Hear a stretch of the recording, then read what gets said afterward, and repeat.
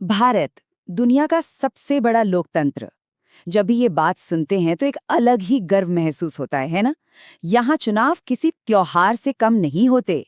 लेकिन क्या इस शानदार लोकतंत्र के पर्दे के पीछे कोई पुरानी, कोई अलग ही सच्चाई छिपी है? चलिए, आज इसी सवाल की तह तक चलते हैं।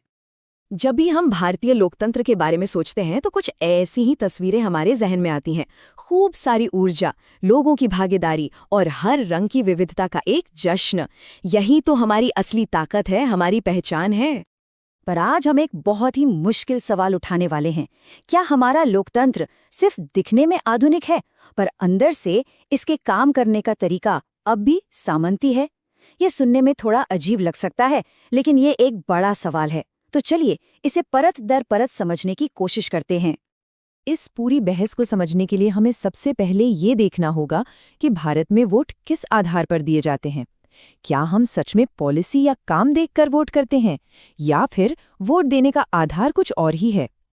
तो सामंती लोकतंत्र, ये सुनने में थोड़ा भारी शब्द लगता है ना? चलिए इसे आसान भाषा में समझते हैं।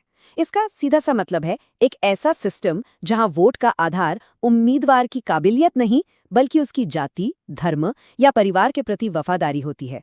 मतलब नेता को एक पब्लिक सर्वेंट की तरह नहीं, बल्कि एक पावरफुल मालिक या संरक्षक की तरह देखा जाता है। अब जरा इस नंबर पर गौर कीजिए, 55%। ये कोई छोटा मोटा आंकड़ा नहीं है, और सच कहूं तो यही आंकड़ा इस पूरी बहस की जड़ में है। लेकिन ये किस चीज का प्रतिशत है? और जवाब इस स्लाइड में है। देखिए, 2018 और 2024 में देश के कुछ सबसे भरोसेमंद सर्वे हुए, और दोनों में एक ही बात निकल कर आई। करीब 55% वोटरों ने ये माना कि वो अपने ही जाति या धर्म के नेता को पसंद करते हैं, उसे प्राथमिकता देते हैं। इससे पता चलता है कि पहचान का असर कितना गहरा है। और ये बात सिर्फ वोटिंग तक ही नहीं रुकती। वंशवाद की राजनीति, जहां पद विरासत में मिलते हैं, नेताओं को सेवक नहीं संरक्षक मानना, और हाँ, जवाबदेही की कमी, ये सब उसी सामंती सोच की तरफ इशारा करते हैं। सोचें, जब वोट वफादारी के नाम पर मिलेंगे तो फिर काम की जवाबदेही तो अपने आप कम हो ही जाएगी। ठीक है, तो यहाँ तक सुनकर ऐसा लग रहा है कि मामला एकदम साफ है। भारत में पहचान के आधार पर ही वोट पड़ते हैं। पर रुकिए, कहानी में एक बहुत बड़ा ट्विस्ट है। कुछ और आंकड़े हैं जो इस पूरी तस्वीर को बहुत कॉम्प्लिकेटेड बना देते हैं।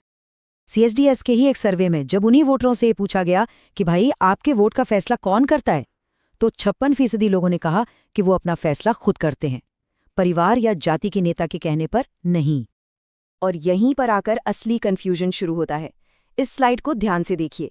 एक तरफ 55% लोग अपनी जाति या धर्म के नेता को पसंद करने की बात मानते हैं, लेकिन दूसरी तरफ जब उनसे वोट देने का मुख्य कारण पूछा गया, जैसा कर्नाटक के सर्वे में हुआ, तो सिर्फ 6.9% लोगों ने जाति या धर्म का नाम लिया। तो ये क्या चक्कर है? पसंद और कारण में इतना बड़ा फर्क? इस चार्ट को देखिए, ये उस विरोधाभास को और भी साफ कर देता है।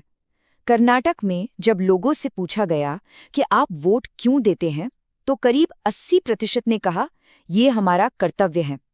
51% ने कहा उम्मीदवार अच्छा था, और जाति या धर्म वाला कारण वो लिस्ट में बहुत नीचे, सिर्फ 7% पर था। तो अगर लोग सीधे सीधे जाति के नाम पर वोट नहीं दे रहे, तो फिर हम इसकी इतनी बात क्यों कर रहे हैं? क्या इसका मतलब है कि जाति का कोई रोल ही नहीं है? नहीं, ऐसा बिल्कुल नहीं है। अब हम समझेंगे कि राजनीति में जाति की असल अहमियत कहाँ से आती है। इसका सीधा सा जवाब है नंबर्स। राजनीति में संख्या बल यानी कि नंबर्स का खेल बहुत बड़ा होता है, और भारत में जाति एक ऐसी सच्चाई है जिसे आप नज़रअंदाज नहीं कर सकते। एक मिसाल के तौर पर बिहार के इस चार्ट को देखिए। यहाँ की कुल आबादी का करीब 63% हिस्सा ओबीसी और ईबीसी जातियों से आता है, और अगर इसमें SC/ST को भी मिला दें तो ये आंकड़ा बहुत बड़ा हो जाता है। ये एक जबरदस्त वोटिंग ब्लॉक है। और ये कहानी सिर्फ बिहार की नहीं है। तेलंगाना में भी पिछड़ा वर्ग आबादी का 56% से ज्यादा है। देश के कई राज्यों में आपको यही पैटर्न देखने को मिलेगा।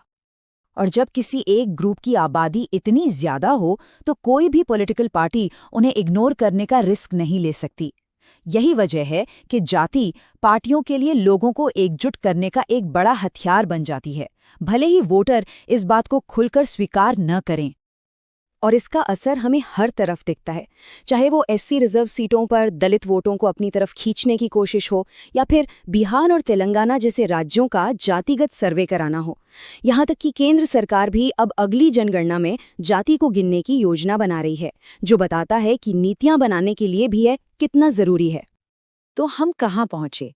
हमने एक तरफ ये देखा कि वोटर अपनी पसंद में जाति को तरजीह देता है और दूसरी तरफ ये कि वो वोट देने का कारण इसे नहीं बताता।